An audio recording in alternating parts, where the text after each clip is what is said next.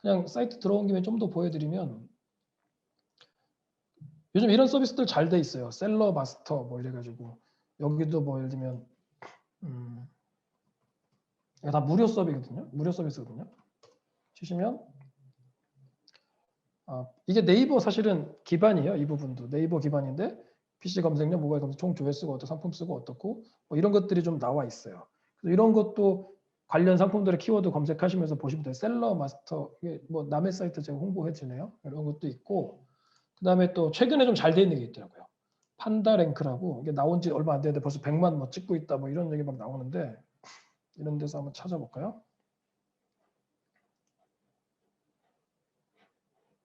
근데 이걸 100% 믿지는 마시고요. 그냥 참고로만 하셔야 되는데 여기서도 검색해 보시면 요게 저희 거예요. 그러니까 늦게 시작했는데 그래도 세 번째 이제 네 번째로 밀렸나요? 어저께 세 번째였는데 이런 식으로 올라갔어요. 근데 이렇게 나와요. 현재 네이버 기준으로 실시간 데이터가 쭉 순서대로 나오고 검색량이 얼마나 나오고 상품 수가 36,000개네. 36,000개 중에 저희가 네 번째니까 잘하고 있는 거 맞죠?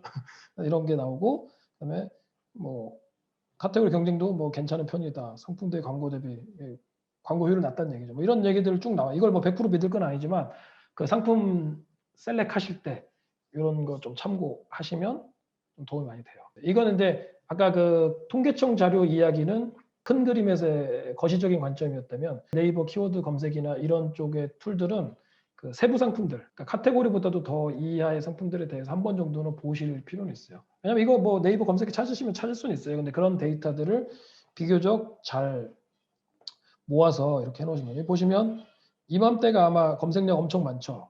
이맘때가 저기 그 수돗물 파동 그 인천에 그거 났을 때예요.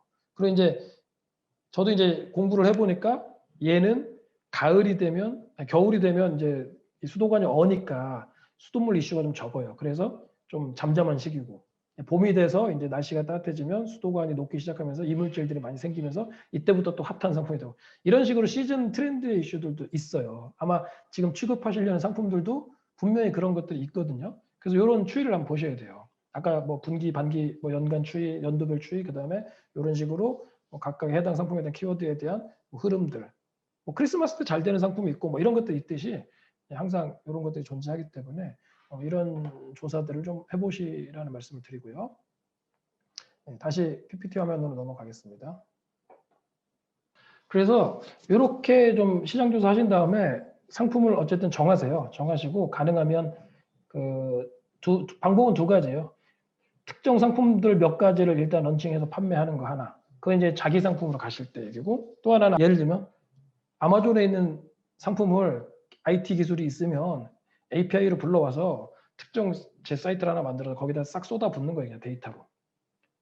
너도 모르고 나도 모르는 상품인데 일단은 데이터 양으로 승부하는 거죠. 그러면 그걸 또 네이버 지식 쇼핑하고 연동이 돼요. 요즘 쇼핑몰들이. 물론 이것도 이제 기술적인 이슈가 조금 있긴 하지만 그러면 그거는 이제 특별히 상품을 소싱하는 게 아니라 계속 기계가 불러오는 거죠. DB를. 불러서 꽂고 불러서 꽂고 주문 들어오면 그것만 체크해서 그 아마존 사이트 들어가서 구매하고 이런 식으로 그냥 물량 갖고 승부하는. 근데 이제 이런 경우에는 개인들이 혼자 하시기는 어렵고 주변에 이제 개발자나 누가 붙어 있어야만 가능한 부분이죠.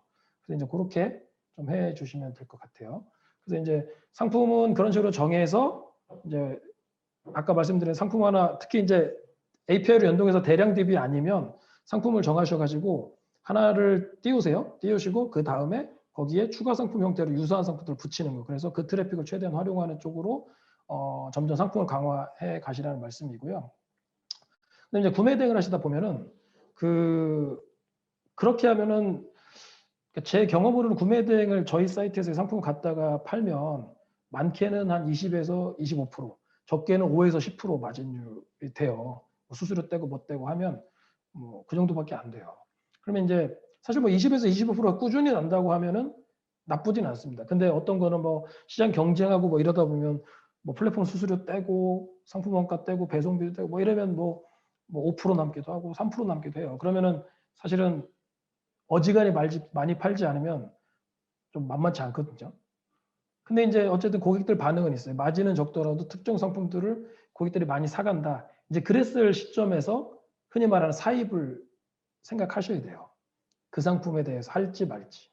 그러니까 새로운 걸 하기보다는 그런 반응이 있는 상품들을 가지고 이제 사입을 하는 건데, 사입이란 말 그대로 공장에 선주문을 해서 물건을 구매해서 수입을 해서 판매를 하시든, 아니면 아까 말씀드린 대로 현지 파트너가 있으면 현지 창고에 물건을 먼저 그쪽에 받아 놓게 하고, 그 다음에 주문 들어오면 현지 창고에서 바로 배송하면 일단 배송 기간도 빨라지고 대량 구매를 하니까 단가도 싸지고, 뭐 이런 효과들이 있죠. 그래서 일단은 초기에 상품을 한 개가 됐든 10개가 됐든 100개가 깔아놓고 그에 대한 반응이 오면 그걸 고객을 만들어 가면서 거기에다가 이제 이 상품은 내 걸로 해야겠다라고 하면 현지 공장 같은 데를 찾아가지고 상표를 바꾸든, 그러니까 모양은 그대로 두고 브랜드를 바꾸든, 어떤 경우는 박스 가리만 옷 같은 경우 택가리만 해서도 자기 상품으로 브랜드화해서 파는 경우들이 이제 생겨나죠. 사실은 그렇게 해야 조금 돈이 돼요. 흔히 말하는. 그러니까 개인으로 그냥 소소하게 용돈 벌면서 조그맣게 하겠다라고 하면 그렇게 무리하실 필요는 없고요. 대신에 이제 이걸 뭐 어쨌든 사업으로 키우겠다라고 생각하시면 사실은 그 정도까지 이제 가셔야 돼요. 장기적으로는. 뭐 장기라는 뭐 기간이 사람에 따라 좀 다를 수는 있겠지만 그 정도는 가야 이제 좀 돈이 되는구나라는 느낌을 가지실 수 있을 거예요. 그러면 또 여기서 어렵죠. 상품까지는 정했다. 이제 고객들이 이제 막 반응이 와서 특정 상품은 정했어요. 그러면 이 상품을 현지에서 공장을 찾아야 되는데 이때부터 이제 퀘스천들이 생기기 시작하죠. 그죠? 이제 그런 것들은 직접 가서 찾던가 아니면은 그걸 잘할 수 있는 업체한테 같이 협력을 하던가 그런 경우고, 이제 그런 게 필요하신 분들한테는 이제 중국 같은 경우는 저희가 지금 현재 서비스를 하고 있으니까 이제 그런 플랫폼을 저희가 이제 만든 거예요. 그래서 그건 나중에 이제 잠깐 설명드리겠지만 필요하시면 이제 같이 저희랑 코워크해서도 가능하시고, 꼭 저희가 아니더라도 최소한 그 현지의 그런 공장을 좀 알아봐 줄 수 있는 파트너가 있으시면, 아까 일본 계시는 분도 계셨잖아요. 그런 경우 더 좋죠. 일본에서 직접 뭘 알아보실 수 있으니까 한국에다 판매하시거나 뭐 그런 게 필요하고요. 그 다음에는 구매 대행 뭐 기본 세팅할 때부터 필요한데 배송 대행지 서비스를 해줄 업체가 또 필요해요.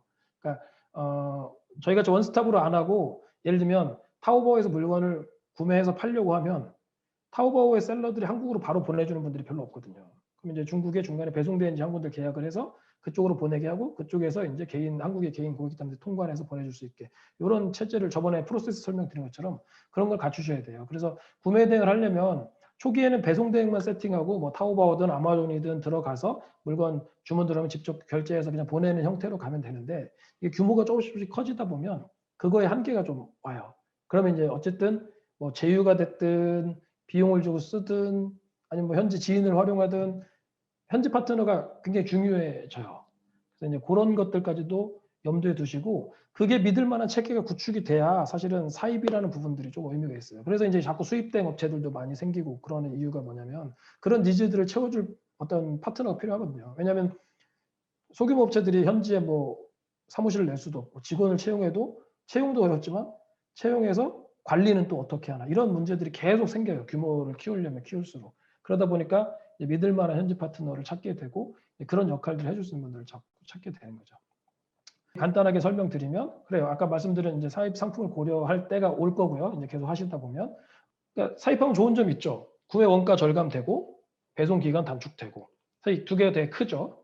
그리고 이제 더 긍정적으로 보면 내 브랜드 상품도 가질 수도 있고 장기적으로 이런 부분들이 있고, 근데 이제 리스크도 그만큼 큽니다. 초기에는 예를 들면 알리바바 같은 사이트 아까 말씀드린 대로 찾아서, 근데 이 알리바바에 뭐 예를 들면 특정 제품을 검색해서 나오는 공장이라고 나오는 업체들이 다 공장이 아닌 경우들이 되게 많아요.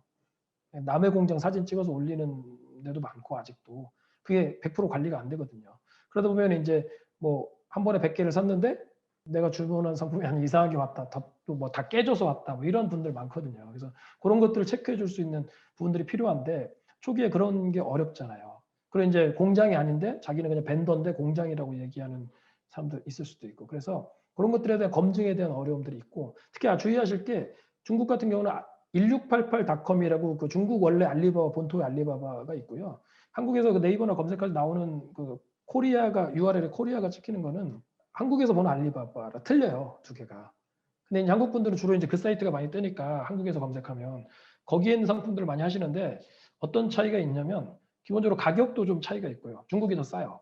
기본적으로 한국의 그 알리바바 사이트가 활성화가 좀 덜 돼 있잖아요. 그리고 이제 중국 입장에서 보면은 되게 작은 규모거든요. 한 성의 인구도 안 되는 작은 규모이기 때문에 쉽게 말하면 신경을 덜 써요. 그러다 보니까 상품을 올려놓고 안 팔리면 그냥 업데이트도 하나 가만히 있어요. 그러다가 어쩌다 하나 주문 들어오면 그냥 주문을 안 받아버리는 경우도 있고 주문한지도 모르는 경우도 있고 물론 이제 열심히 잘 성실하게 보내주는 분도 있고 다 다양하지만 그런 좀 차이가 있어요. 그래서 혹시 해외 상품 그냥 검색해서 찾으실 때는 가능하면 그 알리바바 혹시 이용하시는 분들은 1688.com으로 들어가서 물론 이제 중국어긴 한데 구글 뭐 번역 어느 정도 되니까 그렇게 가서 확인하시는 거에 좀 맞다고 말씀드리고요.